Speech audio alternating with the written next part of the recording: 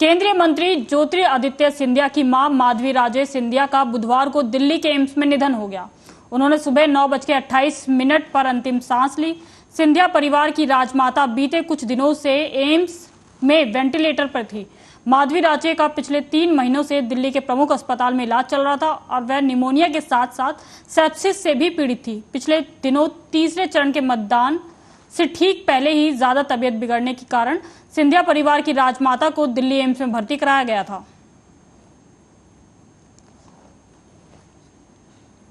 उत्तराखंड में इस समय चल रही चारधाम यात्रा को लेकर बड़ा फैसला लिया गया है। यात्रियों की भारी भीड़ के कारण आज और कल यानी कि 15 और 16 मई को ऑफलाइन रजिस्ट्रेशन बंद रहेंगे।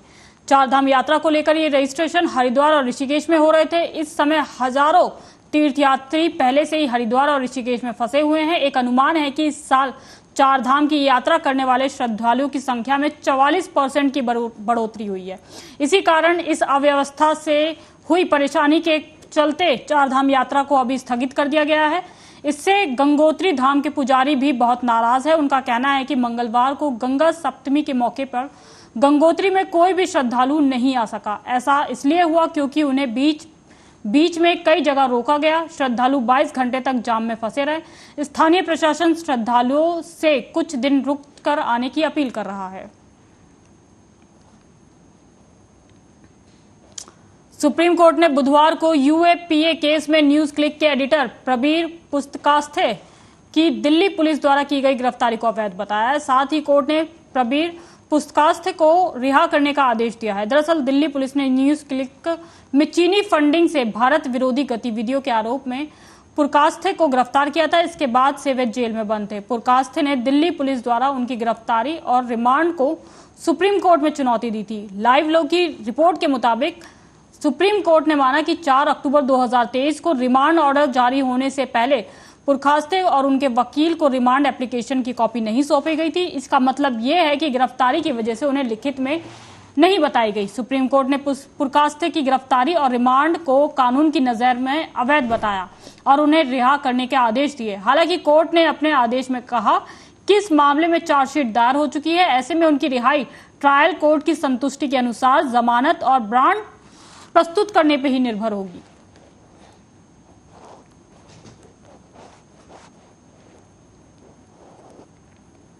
पूर्व कांग्रेस अध्यक्ष राहुल गांधी आज उड़ीसा के दौरे पर है। राहुल गांधी ने उड़ीसा के बलांगीर में बाइक रैली और चुनावी सभा को संबोधित करते हुए कहा कि 2024 की चुनावी लड़ाई 2 विचारधाराओं के बीच की है। पहली बार किसी राजनीतिक दल ने देश को बताया है कि अगर वे चुनाव जीतेंगे तो वे संविधान को खत्म कर देंगे। हिंदुस्तान के गरीबों, पिछड़ों, दलितों, आदिवासियों, अल्पसंख्यकों का जो भी दिया है वह इसी संविधान ने दिया है। साथ ही कहा कि मैं भाजपा के नेताओं से कहना चाहता हूं कि भाजपा या नरेंद्र मोदी तो दूर की बात, दुनिया में कोई भी शक्ति इस संविधान को छू नहीं सकती। आपको बता दें, राहुल गांधी की ये राज्य में तीसरी रैली है। इससे पहले 3 मई को उन्होंने वर्चुअल तरीके से रायगढ़ में रैली की थी। उससे पहले 28 अप्रैल को उन्होंने केंद्रपाड़ा में रैली की थी। चल रही है चुनाव 2024, ये लड़ाई 2 विचारधाराओं के बीच में तो है, मगर पहली बार किसी राजनीतिक दल ने देश को बताया है कि अगर वो चुनाव जीतेंगे तो वो इस संविधान को, कॉन्स्टिट्यूशन को खत्म कर देंगे, नष्ट कर देंगे। ये जो संविधान है,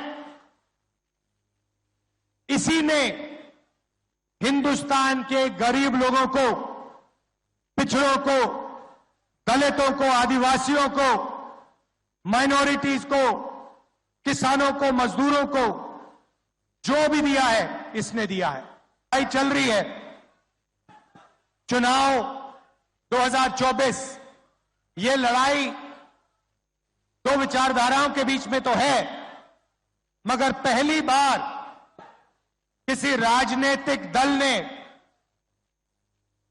देश को बताया है कि अगर वो चुनाव जीतेंगे तो वो इस संविधान को।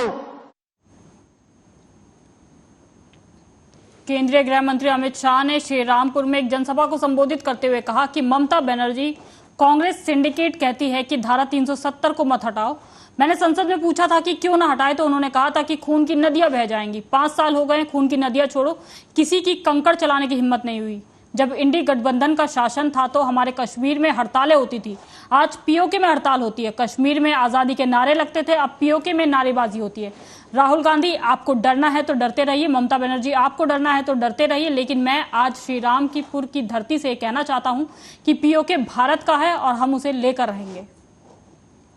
ममता दीदी कहती है, कांग्रेस कहती है, सिंडिकेट कहती है धारा 370 न हटाई। मैंने पूछा पार्लियामेंट में क्यों न हटाए, तो उन्होंने कहा खून की नदियां बह जाएगी। भाइयों बहनों, ये नरेंद्र मोदी का शासन है, नरेंद्र मोदी का। 5 साल हो गए, खून की नदियां छोड़ो, किसी की कंकर चलाने की हिम्मत नहीं है। कंकर चलाने नरेंद्र मोदी जी ने धारा 370 हटाकर पूरे कश्मीर को हमेशा के लिए भारत के साथ जोड़ दिया। भाइयों बहनों, जब इंडिया अलायंस का शासन था, हमारे कश्मीर में हड़तालें पड़ती थी। आज मोदी जी का प्रभाव देखिए, कश्मीर के भारत के हिस्से में हड़ताल नहीं होती है, पाक ऑक्यूपाई कश्मीर में हड़ताल होती है। पाक कॉपी को पहले नारे आजादी के यहां लगते थे, यहां पर आजादी के नारे लगते कश्मीर में, अब पाक ऑक्यूपाई कश्मीर में आजादी। बिहार के पूर्व उप मुख्यमंत्री और राजद नेता तेजस्वी यादव ने बेरोजगारी को लेकर पीएम मोदी पर निशाना साधते हुए कहा कि प्रधानमंत्री की गलत नीतियों के कारण आज 25 करोड़ नौजवान गतायु हो चुका है, अर्थात वो बेरोजगार हो चुका है। तेजस्वी यादव ने कहा कि उनके भविष्य के साथ खिलवाड़ किया जा रहा है। 25 करोड़ मामूली संख्या नहीं है। प्रधानमंत्री नरेंद्र मोदी ने खुद नीति बनाई है कि 75 साल की उम्र के बाद लोग मार्गदर्शक मंडली में जाएंगे। तेजस्वी ने कहा कि जब 22 साल में पीएम मोदी लोगों को रिटायर कर रहे हैं तो 25 साल की उम्र में गतायु कर रहे हैं, तो मुझे विश्वास है कि वे अपनी बनाई हुई नीति के अनुसार खुद मार्गदर्शक मंडली में बैठेंगे। प्रधानमंत्री के गलत नीतियों के कारण आज 25 करोड़ नौजवान जो है ओवर एज हो गए, यानी जो युवा ओवर एज हुए हैं वो बेरोजगार हो चुके हैं। बहाली नहीं निकल रही है, कुछ नहीं हो रहा है, नौकरी नहीं मिल रही है, तो ओवर एज हो गए 25 करोड़ युवा बेरोजगार।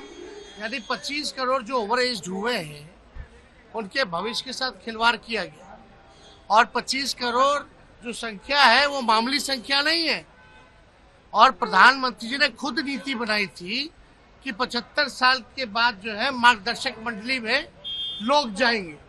तो हमको विश्वास है कि अपने बनाए हुए नीति में प्रधानमंत्री मार्गदर्शक मंडली में जाए, है ना। और दूसरी बात, अग्निवीर योजना भी जो इन्होंने बनाया है। राजद नेता तेजस्वी यादव के बयान पर एलजेपी प्रमुख चिराग पासवान ने कहा कि ये दर्शाता है कि वे हमारे मुख्यमंत्री नीतीश कुमार के बिना कितने असमर्थ हैं, कमजोर हैं। हमारा इंडिया गठबंधन कितना मजबूत है जनता जानती है। कि चिराग पासवान ने कहा है कि इंडिया गठबंधन में एकता नहीं है। उन्होंने कहा कि बिहार में 5वें चरण का चुनाव करीब है। साथ ही कहा कि मुझे एक भी मंच नहीं दिखा जो भव्य तरीके से तैयार हुआ हो और इंडिया गठबंधन के तमाम घटक दल दिखाई दिए हों। हमारे मुख्यमंत्री के नाम का इस्तेमाल चुनावी लाभ के लिए अगर तेजस्वी जी को करना पड़ रहा है तो ये दर्शाता है कि कितने असमर्थ हैं, कितने कमजोर हैं वो हमारे मुख्यमंत्री जी के बिना। आज जब वो उनके साथ गठबंधन में नहीं भी हैं तब भी उनके नाम का इस्तेमाल करके भ्रम फैलाकर ये अपनी स्थिति को बेहतर करने का प्रयास कर रहे हैं। गया वो जमाना जब बिहार के लोगों को इस तरीके से बहला फुसला कर ये लोग उलझा लेते थे। आज की तारीख में बिहार की जनता इतनी जागरूक है, इतनी जानकार है कि वो आपकी मंशा को भली भांति भाग सकती है। जनता जानती है कि कितना मजबूत हम लोग का एनडीए गठबंधन है। जनता अच्छी तरीके से जानती है कि कैसे पूरा एनडीए हम लोग एक साथ हम लोग प्रचार में हम लोग उतरे हुए हैं। वही इंडिया अलायंस के इन लोगों के गठबंधन में बता दीजिए एकता कहाँ है। बिहार में आज 5वें चरण का चुनाव अब करीब है, 5वां चरण होने को आया है। एक मंच मुझे बता दीजिए जो भव्य तरीके से बिहार में तैयार हुआ हो, जहां पे इंडिया अलायंस के तमाम घटक। तेजस्वी यादव के बयान पे केंद्रीय मंत्री और बेगूसराय लोकसभा सीट से बीजेपी उम्मीदवार गिरिराज सिंह ने कहा कि तेजस्वी यादव घबराए हुए हैं। उन्होंने कहा कि नीतीश कुमार 2005 के रुतबा में हैं और वो जंगल राज को नहीं आने देंगे। गिरिराज सिंह ने यह भी कहा कि तेजस्वी यादव डरे हुए हैं क्योंकि उनके साथ कोई वोट नहीं है। अति पिछड़े सभी भाजपा के साथ हैं।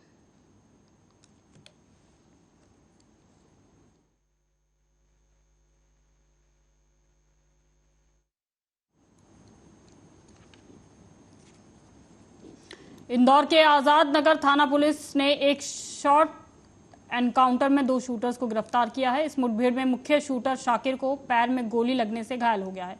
इसके बाद पुलिस उसे घायल अवस्था में इलाज के लिए अस्पताल में भर्ती कराया। शाकिर के साथ एक और शूटर अमन शाह को भी पुलिस ने गिरफ्तार किया है।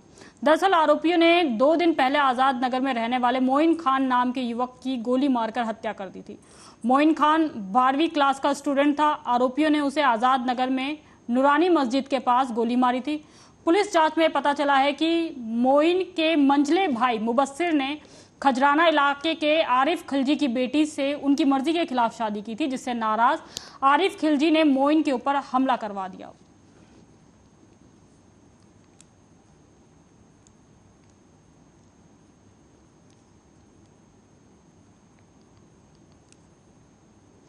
अब खबर मध्य प्रदेश के भोपाल से, जहां अशोका गार्डन में एक घर से पुलिस को गुरुवार की रात छापा मारा गया और लगभग 32 लाख के कटे फटे पुराने और नए नोट बरामद किए गए।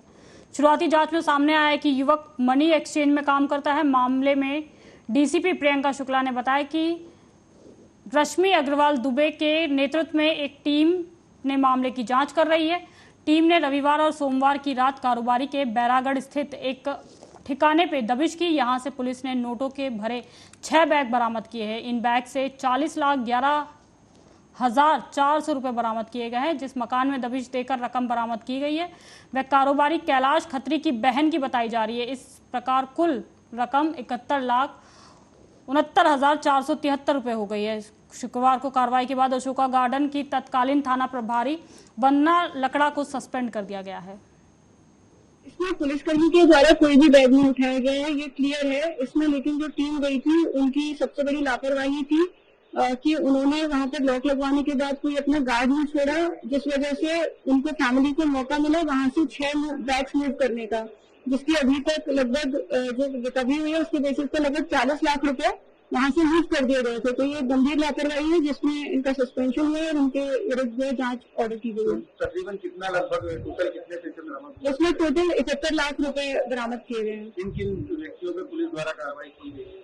इसमें अभी चूंकि पूरा जो सीजर है वो 102 सीआरपीसी में जब्त किया गया है, इसलिए कोई एफआईआर इस एक्ट से कभी नहीं हुई है। जब उसकी जांच में कि इसका स्रोत क्या था और कोई अपराध। अब खबर मध्य प्रदेश के दामोह जिले से, जहां मागरोल थाना अंतर्गत मध्याचल ग्रामीण बैंक में 40 लाख की डकैती का मामला सामने आया है।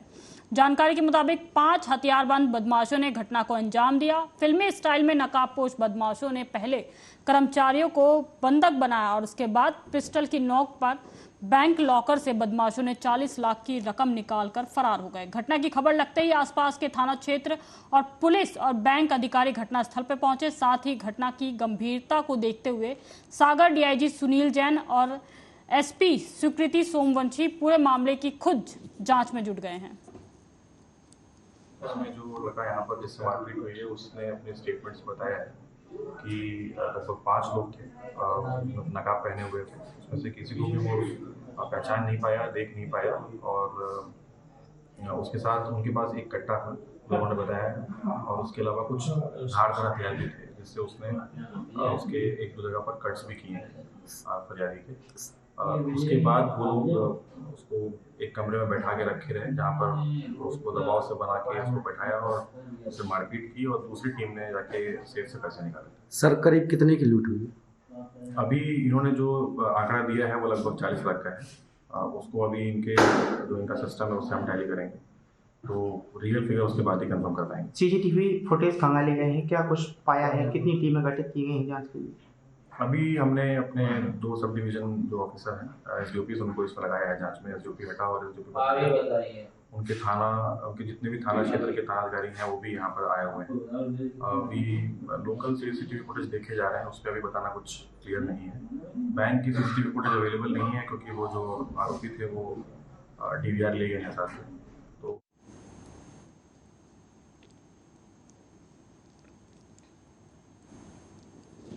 खबर मध्य प्रदेश के खरगोन जिले से, जहां अस्पताल में भर्ती बुजुर्ग मरीज ने देर रात 30 फीट ऊंचे नीम के पेड़ पर चढ़कर छलांग लगा दी। पेड़ से छलांग लगाने से बुजुर्ग मरीज के सिर, हाथ, पैर में गंभीर चोटें आई हैं। हालांकि बुजुर्ग के पेड़ पर चढ़ने का कारण अभी अज्ञात है। खरगोन जिला अस्पताल में 2 दिन से बुजुर्ग मरीज भर्ती था। जानकारी के मुताबिक बुजुर्ग मरीज खरगोन जिला के पीपल झोपा का निवासी है। फिलहाल जिला अस्पताल के मौजूद डॉक्टरों ने बुजुर्ग को आईसीयू में शिफ्ट कर दिया है। ये आज कंट्रोल रूम के माध्यम से सूचना मिली थी कि मरीज जो पीपल झोपा निवासी है भगवानपुरा थाना क्षेत्र का अस्पताल में भर्ती था, वो किसी कारण से पेड़ पे चढ़ गया था। उस सूचना पर जब हम आए थे उसको काफी प्रयास किया पेड़ पे से उतरवाने का। उसके परिवार की मदद से भी उसको समझाने का प्रयास किया कि नीचे आ जाए, पर वो अचानक पेड़ पे से कूद गया। अभी प्रथम दृष्टया उसको कुछ चोटें आई है, प्राथमिक उपचार किया जा रहा है जिला अस्पताल में। क्या नाम लिखता है?